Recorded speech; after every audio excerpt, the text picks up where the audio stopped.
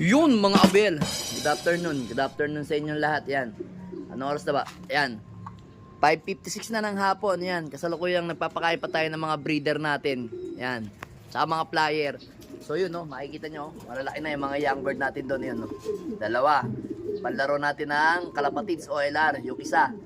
Then ganun din dito. Nakapagsingsing na rin tayo dito. Kalapatids OLR. Yan. Malalaki na. Then dito, hindi pa sa nag-e-egg si Turgiselis.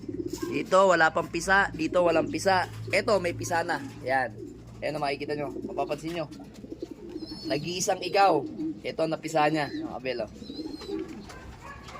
Ay, angat, angat. Angat lang. Ayun, oh. Ayun, yun. Pakita, oh. Ano? Isa lang yan. Isang itlog lang yan. Kasi yung isa, walang similya. Pero yung pinipisan niyan is anak nito. Ni Peter 242 tsaka ni 157 Vandenbroek. Yan. 242, yan. Dahil yun nga, ito malapit na nito mapisa siguro mga 5 to 7 days yan. Mapipisa na yan. Pero bago mapisa yan, ito muna ang dalawang yan. Ito, tsaka to. Yan. Malapit na yan. Siguro mga 3 to 4 days na lang yan. Yan. Pati ito. Yan. Malapit na rin mapisa yan. Yan. Yung ating 525 na yun at saka si Miss Peter. Yan. Yan o. Ang tinutukan na nila is yan. Chick booster na kasi ayaw na nila ng breeder. Kagaya nitong dalawang to. Ayan o. Chick booster ang kanilang kinakain mga abel o. Yan o. Tinuturuan natin silang kumain yan. Dati sinusubuan natin yan. Siguro 3 beses ko lang sinubuan tapos natuto na siya tumuka dito. Kaya hinayaan ko na. Yan. Then dito naman. Ay nga pala mga abel. May papakita lang ako sa inyo. Yan. Meron tayong naka-oregano tayo. Oregano. Malunggay. Yan. Malunggay sa mga ibon natin. Yan. Pakita ko lang sa inyo mga abel. So far mga abel, ang pakain pa rin natin o painom pa natin mga abel. Ito pa, ayan. Yung ating prebiotic na may ihi ng palakang may kulugo. Ayan. Kaso yan, binantuhan ko na ng tubig yan, kaya ganyan. Hindi na masyado puro kasi mas kailangan nilang puro pagka umaga hanggang pahapon. Pero pagka ganito, medyo maputlaan na lang. Mamaya, siguro mga bandang alas 6 papalitan na natin yan mga abel. Plain water na sila bukas. Yan lang yung routine ko mga abel. Basta kailangan lagi may ganito, may malunggay. Yan yung ibon natin, yan yung umuwi nating ibon, no? So itong ibon na to is ipadadala na natin yan sa kaibigan natin sa Nasugbo siguro by Friday. Yan, nakurso na daan niya. Ay, basta mga abel, yung kaibigan natin na Nasugbo, walang involved na pera yan mga abel. Padadala ko yan sa natin, sa kaibigan natin. Then, nga pala, yung isang ibon pala dito, mga abel. Eto. Ayan. Kasi naaawa ko sa kanya, yan nga yung ating, parang hindi ko alam kung parang naipit sa crates to eh. Tingin ko lang parang naipit sa crates. Kasi, kung hindi siya naipit sa crates, imposible yung nabagting. Kasi yung niya, yung, di ba daliri niya yung pinakadaliri niya sa paa, ganyan. Dito may tama eh, dito. Dito, ayan, dyan, dito. Abelo. Kaya pinatuka ko siya ng sarili niya dito, ayan. Pinalay ko siya. Kasi, kawawa naman yung ibon, mga abelo. Kawawa, lagi siyang binubugbog. Pero, wag silang ganyan-ganyan dito sa ibon na to. Kahit to na naging pilantod yung ibon na to, mabilis yan. Kapatid kaya yan ni Peter White Flight, kaya mabilis din. Wawa naman. Pero at least inaalagaan natin. Pero nalinis ko na yan. Nagamot ko na yan. Talagang namamaga lang. Pag namamaga, masakit mga abel. Iinom na, inom. Inom na. Ayaw mong minom? Hindi. Lagay lang natin sa kanyang teritoryo. Yan. Yan yung teritoryo niya. Yung second perch na yan. Hindi. Ikot ka. Ikot ka. Yan, ganyan. Hirapan talaga siya. Eh, hindi ko naman ano. Kasi pagka ginagalaw ko siya, lumilipat pa siya ng pwesto eh. Hindi ko siya pinalipad kanina. Tanghali, talagang pinagpapahinga ko yung ibon natin na tinamaan. Eto, pakita ko sa inyo yung tama niyan mga kabel. Hindi naman siguro magagalit si ano. Ayan o, ayan, sa ilalim mo, ayan o. Nasa ilalim yung tama, hindi bagting yan. Ayan o, kabel o. Nasa ilalim yung tama, ayan o. Namamaga ng konti. Mga ilang araw lang yan. Okay na yan. Yan. May ano naman yung mga ibon, mga abel. May self-healing naman yan, mga abel. Pero ginagamot natin yan. Papahirang ko mamayang gabi yan ng ano. Ng ating yung alam nyo yung pang rashes ng bata.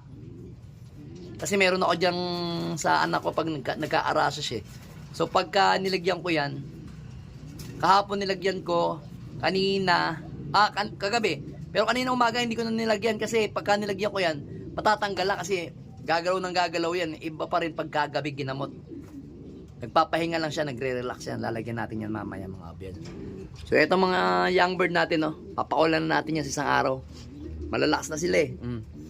So ito yung mag-asawa. Yan yung ating pang-final up. Kanina, ang ginawa ko dito, in-spray ko lang siya ng tubig, mga abel. Yan, no? In-spray ko lang yung mga yan bago umalis kaninang alas 7 ng umaga. In-spray ko lang sila para ma-relax. As in, spray lang, hindi paligo, no? Parang binasa ko lang ng konti yung katawan nila. Para ma-relax ang katawan nila, pati yun. Yan. Magandang ibon natin. Sana bigyan tayo ng magandang laban. Kaso yun, mapapansin ninyo mga abel, Monday na, tinanggal ko na yung kanilang pugad. So yung ating pugad, yung pang motivation natin, basta dumating sila na Sunday hanggang Monday ng umaga. Ayan. Ganyan ginagawa natin. So yung iba, matagal pa yan. Yung iba, yung mga kulay puti na singsing na yan, mga abel. Bay ano pa yan, winter pa yan. Pero dito muna tayo tumutok sa mga ibon natin na 6'4". Ito pala, sa ano pa, winter pa. So ito, itong ibon na to, ay kita nyo, laki ng ilong oh. Itong ibon na to is kapatid nito, ni Pastel. Same silang Pastel, pero ito, ang nanay nito, si Email. Sino ba nito? Si Email, sino bang kapatid mong Email? Ay, ito, kapatid mo. Ayan. Si Email ba ang kapatid mo? Si Email nga ba? Oo. Yung nanay nito, na Email, anak, yung nanay nito. Yan. Kaya related sila. Pula yun eh. Pula yung pinaka-nanay na Email eh. Ang pinaka-lola nito, pula. Yan. Kaya related sila mga abel. Related sila. Gandang ibon niya, no? Yan. Tapos, sino pa ba? Yeah, oh, tapang oh. Tapang ni Peter Masela, no? Oh, tapang oh. Ayan oh. So yun, okay na okay naman yung mga ibon natin. Ito pa isa. Si 6'5". Yan. Alam na alam kung saan pupunta eh oh. Dito sila nagtatambayan no. Yan, nandito kasi ako sa loob. Kita nyo naman, yung mga ibon natin, kondisyon na kondisyon. Yung mga young bird lang, natural lang na parang tinatamaan sila ng eye cold. Natural lang yan. Siyempre pag bata, kalimitan, mahina yung immune system. Hindi maiwasan yung may tama ng pagka-one eye cold yan. Parang may tama ng konti. O, yan o. Pero mawawala yan. Papataon ko lang mamaya yan. Yan. Inaagapan natin yan pagkagabi na. Hindi natin pababayaan pagka may tinatama ng eye cold. Bata pa kasi talagang ganun. Pagka mga bata talaga madaling tamaan. Pero pagka may edad na, agaya ng mga yan. Yan o. Hindi natatamaan yung mga yan. Yan, grabe na rumonda yung dalawang yan. Yung grizzle natin na yan at saka yung iso. Yung blue bar na yun, kapatid, is ito. Ayan, yung blue bar na yan. Matikas na yan, no? Tapos kapatid din yan is, nasa na yun? Ito. Asan yung white light? Ayun, yung white light na yan, yan. Kapatid nila. Yan. Bali, second clutch yung natin. Yung pinaka batang yun. Second clutch. Itong grizzle natin, yan. Ganda. Yung kapatid nito, lilipad ng Alegre, OLR. Yan, kapatid niya na. Purong kapatid yan. Bale ito, second clutch ata to o first clutch. Tapos yung nasa Alegre, second clutch. Then yung isa pang ililipad naman ng kaibigan natin is third clutch na. Ayan, oh, gandang greaser niya. Abangan niya sa BBC.